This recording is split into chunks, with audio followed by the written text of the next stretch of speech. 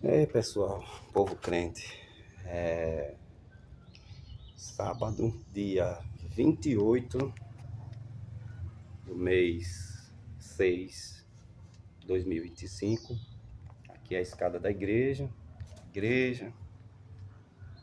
certo? E são 8 horas da manhã aqui, Itaporanga da Ajuda, me preparando, né, para treinar, fazer um funcional ali. E logo após fazer algumas atividades que estão relacionadas à igreja, né, ao reino de Deus. Mas, contudo, eu quero deixar aqui registrado, a luz está aqui um pouquinho atrapalhando, né? Registrado que é imprescindível, é importante viver hoje, independente do que quer que esteja acontecendo com você, com a sua vida. É importante que você mantenha-se focado naquilo que lhe dá saúde, paz. Eu já fiz o meu devocional hoje, eu li a Bíblia, né? Eu orei e agora estou indo à academia treinar, né? Porque essas coisas, elas são um sustentáculo em minha vida e na vida de qualquer pessoa. Principalmente quando a gente vai chegando numa determinada faixa etária, né, de vida, nós temos que tomar decisões, ou uma decisão, sabe, vital. Qual é a decisão? Ou você luta por si mesmo, pela sua sobrevivência, ou você se preocupa. Eu diria para você se preocupar caso você não tivesse Jesus como Senhor e Salvador da sua vida. Mas se você o tem, faça como está escrito na palavra. Mateus capítulo 6.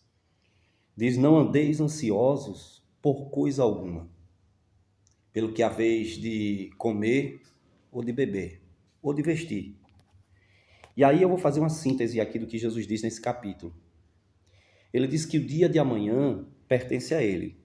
O que está implícito aí é que ele, Deus, na pessoa bendita de Jesus, garante o seu futuro. Está escrito isso em Jeremias 29, que ele tem um futuro, né, para Israel. Né? E isso pode ser atrelado a nós como indivíduo, né, servos de Deus, como igreja do Senhor. Um futuro garantido, um futuro glorioso. E no mesmo texto de Mateus capítulo 6, a partir do versículo 25, ele mostra que ele cuida dos lírios no campo, das árvores, né, nos céus, que não plantam, que não semeiam, contudo não falta o alimento. Ele quer dizer o quê? Né? Quer dizer que não vai faltar o alimento, não vai faltar nada para você. Por quê? Porque o Deus de toda providência vai providenciar na sua vida. E você tem que crer nisso, na providência de Deus. Ore, trabalhe, faça aquilo que você pode fazer hoje, né? Porque o amanhã a Deus pertence. E pertence no sentido de que Ele está no controle de tudo e não vai deixar faltar o pão para você. Ele vai suprir suas necessidades. A Bíblia diz, lá em Filipenses capítulo 4, né, a partir do versículo 29, que Ele há de suprir as nossas necessidades de glória em glória. Então isso é muito importante. Esses minutos que eu estou gastando aqui, eles não vão voltar. Esse dia, ele não vai se repetir. Esse momento, ele é único. Ele é imprescindível. Você tem que decidir ser ou não feliz nessa hora. Fazer ou não fazer aquilo que você precisa fazer por sua própria sobrevivência. Eu abri mão do espírito de religiosidade, eu confrontei um sistema decaído, né, dentro das igrejas, para ter um padrão de vida normal, com a ausência do pecado, com a obediência à palavra de Deus, obedecendo os mandamentos divinos, com toda a moderação. Eu tenho um pastor Gerson Vilas Boas, a quem devo satisfação, carinho, amor e respeito. Eu tenho uma igreja, eu congrego em uma igreja, eu trabalho para o reino de Deus, eu trabalho com minha esposa, né, nas decorações de festa e outras atividades que a gente faz, né, para ganhar o pão. Eu tenho, eu não me desvinculei da igreja, eu me desvinculei do sistema pecaminoso que está introduzido na igreja por meio daqueles que são joio. Eu abri mão de ter agendas, eu abri mão de ser chamado grande pregador, eu abri mão de ter meu nome nos cartazes, de viajar para pregar, sendo que eu posso fazer tudo isso de outras maneiras, de outras formas, né? Mas com a alegria de ter minha esposa perto de mim, as pessoas que eu amo, meus filhos, ver eles crescendo. E é engraçado todo dia que eu os vejo progredindo em alguma coisa, de poder conversar, ter momentos de prazer com os amigos, num debate, num diálogo, sem que haja nesses debates a necessidade numérica, né? Eu tenho uma igreja com tantos membros, eu prego em tal lugar, minha agenda não sei o quê. E aí, varão, aquele clichê gospel que ninguém aguenta mais. Eu abri mão de estar no meio dessa porcaria que deixava a minha alma e a minha família infectada, né, combalida, de ter que ir para uma convenção que não serve para nada. Pastores passam fome, pastores são vilipendiados no seu moral e não tem uma junta de advogados que possam pleitear judicialmente a causa desses irmãos que labutam pela obra de Deus e são vilipendiados injustamente, né? São perseguidos, ultrajados, ameaçados o tempo todo. Então eu abri mão dessa porcaria. Eu abri mão de estar no meio desses homens de paletó e de gravata que, quando chega diante de uma senhorinha crente, de um irmãozinho crente, eles impõem autoridade, eles exigem respeito, mas quando estão diante de um político, aí, meu irmão, os caras viram uma florzinha. Viram uma florzinha.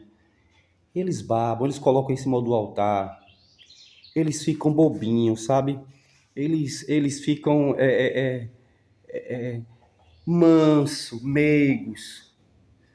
Eu tenho vergonha, irmão, disso aí. Eu tô mostrando aqui minha bandagem para mostrar que eu luto, não é para bater em ninguém, não. Mas, propositalmente, tô mostrando você que tô usando bandagem aqui, porque eu aprendi a ser homem, né? E o homem que é homem, ele não vai sair batendo em ninguém. Mas também, quem se abaixa demais, dizia os mais velhos, mostra a bunda. Então, é feio. O cara tá lá empalitosado, botando moral nas igrejinhas, botando moral nos crentes. Quando eles entram na igreja, você tem que ficar de pé e aplaudir a entrada do cara, porque ele é o pastor presidente. E às vezes o corrupto, vagabundo, pedófilo, salafrário. Aí quando esse vagabundo, pedófilo, salafrário chega diante de um qualquer que seja político, ele se agacha, ele mostra a bunda, certo? Então essas convenções não servem para nada, a não ser para extrair dinheiro, poder político e etc. Entendeu? Abrir mão desse negócio de estar abrindo igreja em todo lugar. Para que tanta igreja numa rua? Que desgraça é isso? A não ser um comércio. Todo mundo quer mandar, todo mundo quer extorquir, todo mundo quer ter uma igreja para dizer que é sua, para ser chamado pastor fulano, né? Eu continuo pastor, eu exerço a minha função pastoral aqui na igreja, que é uma igreja, como vocês estão vendo, igreja batista, certo? Mas eu sou completamente desprovido desse espírito de Nimrod, esse espírito de Mussolini, né? Esse espírito aí de querer mandar e desmandar, sabe? Sou desprovido disso. Sou pastor nessa igreja e mais outras duas. Eu não mando em ninguém, não. Eu não imponho sobre ninguém. Eu sou crente e eu entendo que o pastor, sumo pastor Jesus, ele nos dá autoridade para pregar, aconselhar, orientar, cuidar, curar, mas nunca impor. Quando um crente ele obedece ao líder, ele obedece os mandamentos de Deus, ele o faz por amor, porque ele entendeu, né, os bons ensinamentos, os princípios bíblicos da palavra de Deus. Então, esses coronéis da fé, eles abrem igreja à torta e à direita para visando glória, poder. E num Brasil em que uma igreja, toda a renda que entra não passa pela Receita Federal. Então são rios e rios de dinheiro. São igrejinhas que se abrem porque os caras às vezes são adúlteros, na maioria são adúlteros, são pedófilos, são gays, né? Nada contra a comunidade gay, porque é uma comunidade que é formada por seres humanos, certo? Eu tenho parentes, eu tenho amigos. O que eu estou dizendo é que eles se camuflam, certo? Estou falando daqueles que se escondem e ainda metem a porrada naqueles que são declarados gays. Então, na maioria deles são gays, né? São lésbicas, camuflados de crente, falando do amor de Deus, exigindo santidade dos outros, arrotando espiritualidade que não existe, entendeu? Então, eu saí do meio dessa baderna, dessa bagunça. Aí estou indo para a academia. E muitos que me criticavam, hoje fazem as mesmas coisas, né? Dia do pastor. Tem uns vídeos aí meu aqui no canal. Estava onde? No estádio de futebol. Porque eu cansei desse negócio. Eu amo você, meu pastor. Oh, você é um homem de Deus. Existem, de fato, os que me amam. Existem, de fato, aqueles que me honram. Existem, e são muitos. A eles todo o meu carinho e respeito, mas eu escuto isso há 25 anos e isso aí não mudou em nada a minha vida. A maioria dos que faziam isso hoje me perseguem de maneira ferrenha, entendeu? Então, não há nada melhor do que estar lá no Batistão gritando, vai Gipão, né? Esparecendo e tendo um dia de lazer com a pessoa que eu mais amo, que é minha esposa.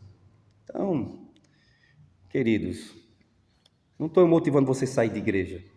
Estou mostrando você que eu estou na igreja, que eu faço parte de uma igreja, que eu tenho um pastor, que eu tenho uma convenção. Eu só não faço parte do sistema, porque existe um sistema, né? Um sistema todo bem elaborado para dominar você. Não seja burro, seja crente. Está na igreja, congregue, viu que tem alguma coisa errada, ore para que Deus transforme, mude. Se não houver mudança, caia fora. Peça a bênção e olha, tchau. Mas se não quiser abençoar, saia do mesmo jeito que você já é abençoado por Deus. Certo? Viva a sua vida, rapaz. Agora viva debaixo do temor de Deus. Viva respeitando e amando a Deus, né? Porque um cara, e quando eu falo cara, serve para homens e mulheres, que não respeita a sua família, que não honra os seus compromissos, que não respeita a palavra de Deus, esse cara nem crente é. No céu não vai para o inferno. Eu poderia falar um pouco mais aqui nesse vídeo, mas eu não quero me delongar. Eu só quero terminar falando sobre como eu estou aqui preparado para ir fazer boxe também, né? Que com a luvinha da minha esposa. Desculpa aí, filho, eu peguei sua luva, que a minha já era aqui. Certo? Aí eu me lembro que eu faço isso desde pivete, né? Eu sou karateca, também kickboxing, né? E fiz outras modalidades também. Eu faço desde sempre. Também tenho foto, vídeo que provam isso, né? E aí a igreja me barrou por um tempo, voltei, estou aí na atividade de novo, né? Mas enfim, aí eu vejo hoje uma série de pastores como Anderson Silva mesmo, cara que botou tatuagem no olho, tatuagem na cabeça, o cara arrota arrogância para dizer que é machão, ensinando os caras a ser macho. E aí ele tem um projeto chamado Machonaria, que esse projeto, depois de 5 anos de existência, agora está vindo à tona, que não passa de uma lavagem de dinheiro, de roubo, e uma associação que idiotiza homens que vão lá pagar uma fortuna para aprender a lavar prato, para aprender o que é ser homem. Aí o cara, na hora da pregação, ele xinga, né, ele fala palavrões. Tem um outro lá no Rio Grande do Sul chamado Pastor Jack, que fuma nas lives, para dizer que é machão. Os caras não são machões, não. Os caras são ladrões, é diferente. São bandidos, estelionatários, certo? É isso, pô. Saia desse meio. É gostoso você acordar com uma manhã como essa, abrir a Bíblia, deixar Deus falar, amar seus líderes, amar sua igreja, amar sua família, sabe? Pregar o evangelho. Mas quando esse sistema, que está dentro de todas as igrejas, quiser aprisionar você, com doutrinas calvinistas, Deus escolheu uns, rejeitou outros, essa porcaria toda, lance no lixo e viva aquilo que é simples. Ame o próximo, creia em Deus, esteja preparado para qualquer momento você for chamado por Deus. Vai que Deus me chame hoje. Sei lá, aconteça alguma coisa e Deus me chame hoje. Você está pronto, para ir para o céu, para morar com Deus. É legal saber sobre o Apocalipse, é legal saber sobre milênio, é legal saber sobre arrebatamento, se existe ou não, toda essa coisa toda. Tudo isso aí é legal, tudo isso aí é importante. Escatologia é de suma importância. Mas eu estou indo treinar, preparado, porque se infartou, pronto, já foi. Deus está comigo. Entendeu? Eu não sei se eu sou pós, se eu sou meso, se eu sou pré, eu sei que eu sou crente. E que um pastor um dia, isso é o que se conta nas igrejas, e eu aprendi, mentira, falasse ou não, é uma verdade. Desculpe o paradoxo, é uma verdade. O camarada chegou para o pastor, perguntou, pastor, nós seremos arrebatados antes, durante ou depois da grande tribulação? O pastorzinho aí falou o seguinte, meu filho, façamos o seguinte, esteja em santidade, esteja em fé, esteja em amor na presença de Deus, porque se for antes, você vai. Se for no meio, você vai. E se for depois, você vai.